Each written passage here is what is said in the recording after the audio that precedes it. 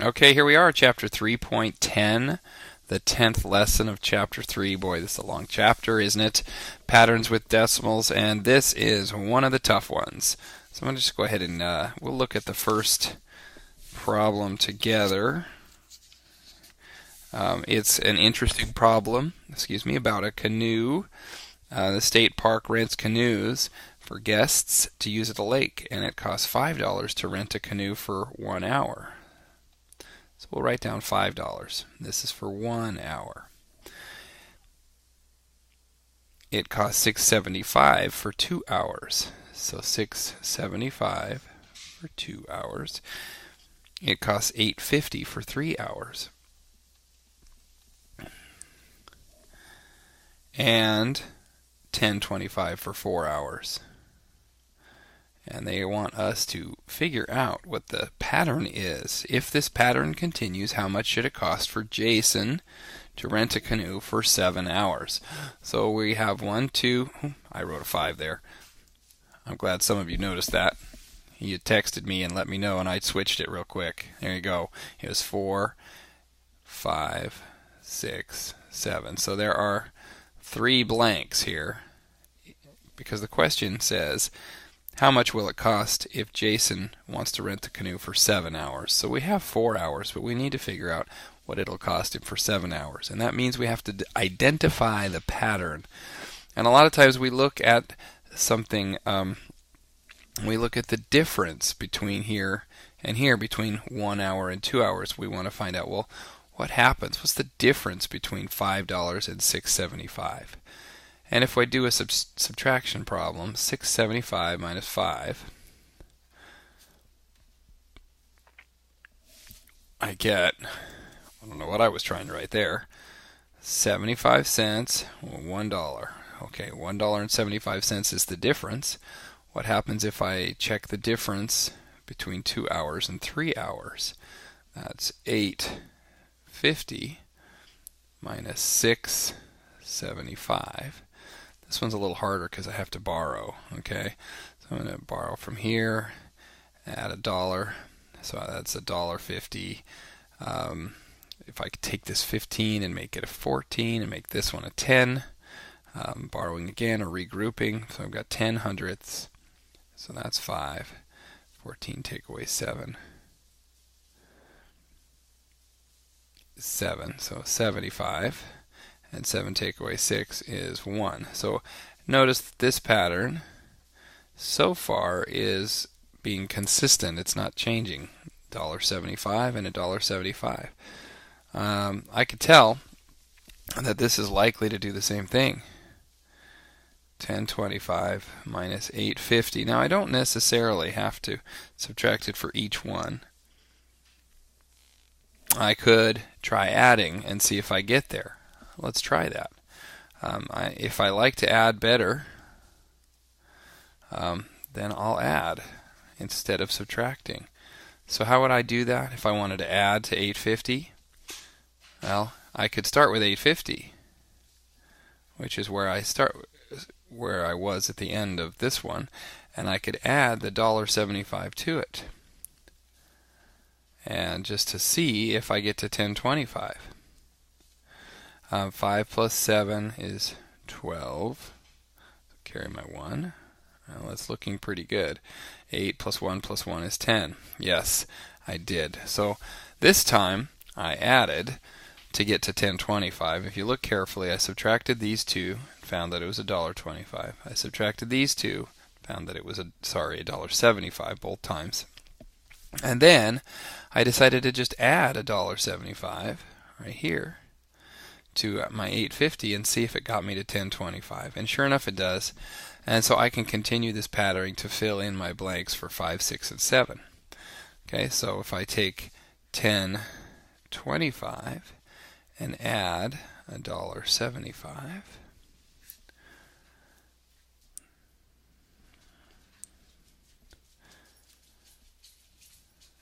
I get $12. So $12 would fit here.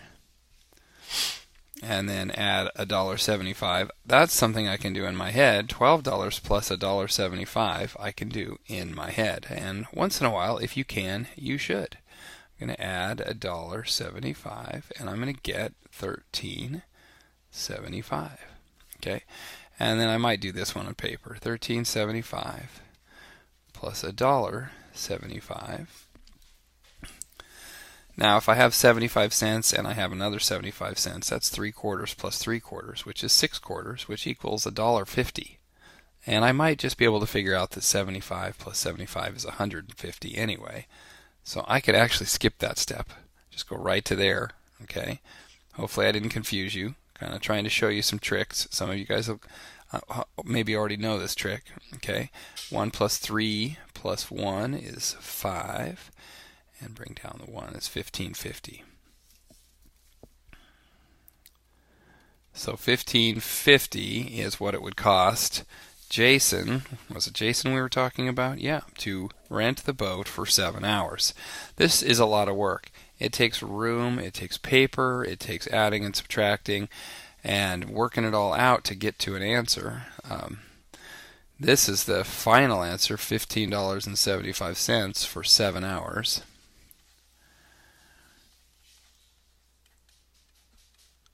$15.75 for Jason to rent the boat. Okay, well, that's it. We're going to just do 1 or 2 more just to kind of see what we get, and I'm going to take them right out of your book. It might help you do the problems. Okay, hopefully you have your book with you. It definitely help you do your problems. So it says write the rule for the sequence. So sometimes all we have to do is write the rule. Sometimes we have to fill in a blank. Okay, so this one is 0.5, 1.8, 3.1, and 4.4. Okay, so I'm going to do the same thing. I'm going to take a look and I'm going to see, well, how do I get from 0.5 to 1.8? I notice that it's getting bigger. And from 1.8 to 3.1 it's bigger. 3.1 to 4.4 is bigger. So it's getting bigger each time. That's something to start with. Take 1.8 and subtract 0.5, and I get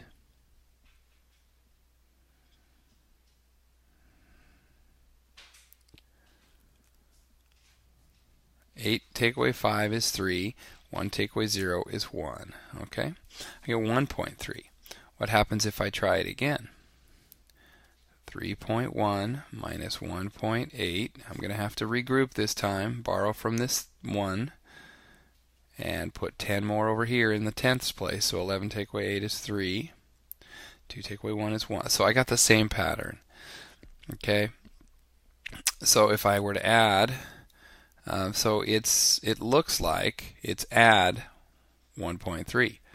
So let's try that over here. We'll start with 3.1, which is this last one that we were at, and we're going to add 1.3 and see if we get to 4.4. Well, actually that was one of the easiest ones. Yes, we did. So the rule is add 1.3. Does that make sense? Okay, so we found that it's just increasing, which helps us to identify add. We subtract to find out the difference, and we try adding 1 to make sure it works. Here we added, and got the answer, 1.3. Great. Let's do it again. 31.5, 25.2, 18.9. They left us a blank, and then they have 6.3. So we just got to figure out what the blank is and fill it in. Okay. All right. So again, this time we're getting smaller. See, 3.5 minus something is 25, and 25 minus something is 18, and we're down and down and down. All right. So maybe we'll be able to figure this out. Again, we're going to do subtracting, so we're going to start with 31.5. And we're going to subtract 25.2 to see what the difference between them is. What's the difference between them? 5 take away 2. Line up our decimals. 31 take away 25 is 6. Okay, if I really want to, I can regroup like this. 11 take away 5 is 6. And 2 take away 2 is nothing. So I have 6.3. All right, now notice I see something right away. I see that this is 6.3. So, I could skip right over here and I could say, well, we subtracted 6.3 to get from 31.5 to 25.2. What happens if I add 6.3 to 6.3? And I work my way this direction by adding 6.3. Well, that ends up being 12.6. And I still don't know if I did it right. I don't know if that worked unless it works again. If I do it again and I go from 12.6 to 18.9, so I have to start with 12.6 and add 6.3, okay, because we're guessing that 6.3 is kind of our trick. 6 plus 3 is 9, decimal. 6 plus 2 is 7. Bring down the 1, 17.9. Oh, I tried to make a little mistake. 6 plus 2 is not 7, it's 8. Thank you for noticing, giving me a call. I enjoyed that one. Okay, so 18.9, that does work. And so if we're moving from left to right, see over here I said I was adding 6.3. But if I'm moving this direction, I'm subtracting 6.3. And again, subtract, and again, subtract, and again, subtract. So our rule, if we have to state the rule, because we want to move from left to right, our rule is subtract 6.3. And it seems to work, no matter how we tried it. Okay, let's do another one. Sorry, this is a long assignment, but you had a really short one the last couple of days. 0.3, 1.5, then they give us a blank. That's the one we have to solve. 3.9 and 5.1. Okay, these are getting bigger. 0 to 1 to something to 3 to 5. Okay, so we're just going to do the same method that we've already tried. It seems to be working. What's the difference between these two? So we'll start with the bigger number and subtract. So 1.2 is our difference. Okay, and we could, just to see, jump over to see if there's a difference of 1.2 between these two numbers. 5.1 minus 3.9. And we have to borrow or regroup. 11 take away 9 is 2. 4 take away 3 is 1. So there is a difference of 1.2 between these two. So I should be able to add 1.2 to get this one. So let's try it. Let's do it down here. 1.5 plus 1.2 is 2.7. So if I write 2.7 in here, that's probably the answer, because we have to fill in the blank. But we want to do it again just to prove it. 1.2, add another 1.2. So that's this one right here. 2.7 plus 1.2, and hopefully it comes out to 3.9. Oh, it does. No problem. So that's definitely the rule. The rule is to add 1.2, and this is the blank that we're filling in.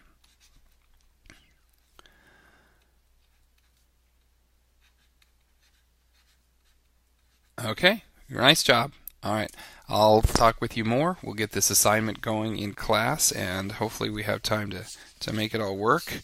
If you want to stick around and watch me doodle, that's fine. I was thinking about Jason and his renting a canoe. And when I was a kid, we used to love to canoe. My dad had a canoe, and we had a good time. We'd go out, and there always seemed to be nice green mountains in the background, and there was it was always the edge of a lake or a river, and we'd be riding around, and it was kind of a white canoe, but I can't really draw a white canoe. So we're going to have to make it another color. I guess we could make it kind of a gray canoe. And we take this canoe everywhere. And it was fun. We'd go camping with it and take it out on the water. And this looks a little more like a rowboat, but it's a canoe, believe me. And because it doesn't have any oar locks, you have to have a paddle, and you have to know how to paddle. You have to know the J stroke and the C stroke. Otherwise, you just end up going in circles. And one time I was sitting in the canoe and I was paddling by myself. I'd been in Pathfinders and learned how to paddle from the back end by myself, and I was just sitting there enjoying myself paddling on the lake. And let's see if I could do this. I was just a big old grin on my face, and oh, this didn't turn out as well this time. And maybe because I did it too small. Oh well. But I am still smiling. See, is that a smile? Kind of hard to tell. It's a nice big little grin. There we go. It looks kind of like a smile. And I got a little more hair. When I was a kid, I had more hair. It kind of went down my back a little bit. I was trying to be cool back then. And I had my paddle, my arms out, and I was holding the paddle in the water. Pretty long paddle. And it was good for paddling. And I was going along, and then suddenly I was coming along, and I noticed that there was a giant waterfall, and I was coming up to it. And what was I going to do? If you want to find out, you'll have to tune in tomorrow.